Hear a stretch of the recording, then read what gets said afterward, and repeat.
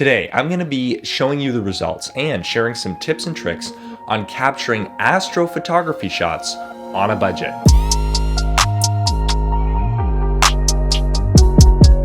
So before we even go into the results and talk about the editing process, anything like that, we need to talk about gear. Now, what I was using for all of these shots is my Canon EOS 80D with the Canon kit lens EFS 18-135 f3.5 to 5.6. So that brings me to topic number one in this video, gear and especially lens selection. So why did I choose the lens I was using? Well, first of all, I already owned it. You can absolutely use lenses that you already own for astrophotography. And this lens in particular had a couple really strong things going for it versus the other lenses that I own. One, it's a zoom lens. It can go all the way from 18 mil, super wide, all the way into 135. But with that APS-C size sensor in the Canon 80D or another budget Canon camera like the Rebel series or anything like that, that actually means it's past 200 millimeters, which is really great for zooming in on specific parts of the sky that you want to capture. Number two, it has the widest aperture of a zoom lens that I own. It goes all the way open to f3.5, which is not amazing, but is certainly better than something like an f4 or an f5.6 or anything like that. Now, once you are zoomed in on the lens, it will be zooming in because this is not a fixed aperture lens, but having a lens that is wide open as possible is a really great idea because you need to let in a ton of light if you are going to be capturing anything of any sort in the dark sky. Okay, second section of this video is tripods. You will need a tripod to do astrophotography.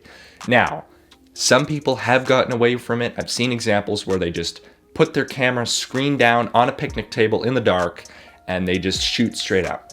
That's not very flexible. So at the very least, get some sort of mini tripod where you can angle the camera up, or even better, a full-size tripod. You can adjust the height. You can point it on a ball head, anywhere you need to be looking to capture the part of the sky you want to capture.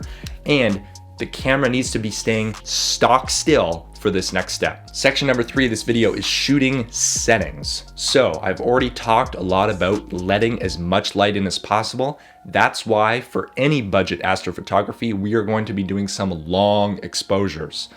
On the Canon 80D that I have here, the longest exposure that I can do is 30 seconds. So that's what I immediately switched to, and that's why you need a tripod. In case you weren't aware, when you have your camera shutter open for that long of a time, any little movement will just be perceived as blur. So you won't be able to see anything clearly, which is not really a good thing if you're trying to clearly capture the stars. Other shooting settings to consider. As I mentioned, the aperture, have it as wide open as possible. If you don't have a fixed aperture lens, like me, then your aperture will change when you zoom in. That's fine, just keep it as wide open as possible.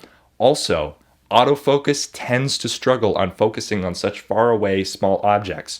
So what I tend to do sometimes is try to get the focus right in autofocus. If it doesn't work, just switch to manual and hopefully that works out. Then in terms of ISO, take some test shots.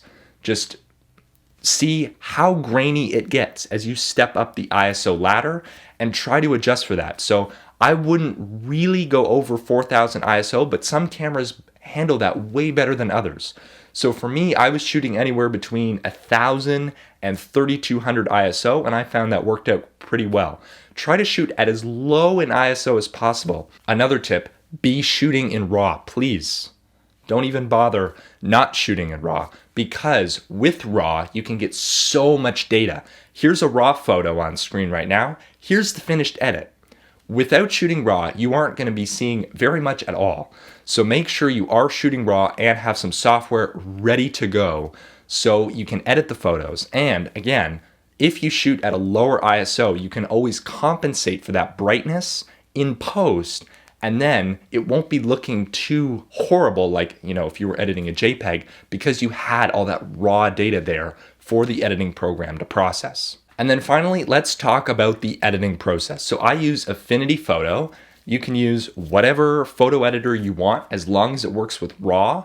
You can use Lightroom, Photoshop, anything like that. First thing I do is I go into the develop mode. So usually what I will do is I will add some saturation, just a little bit, add some clarity. Now clarity is the filter that really makes the stars pop and makes them get larger and brighter on your screen. So definitely play around with that. And then the other thing I do is I will adjust the exposure, brightness, and then the shadows and highlights.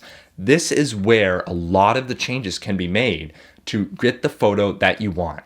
So with the exposure, you want to make sure that the stars are not like blown out, that there's a little bit of detail there. They're not just, orbs that are way too bright on your screen.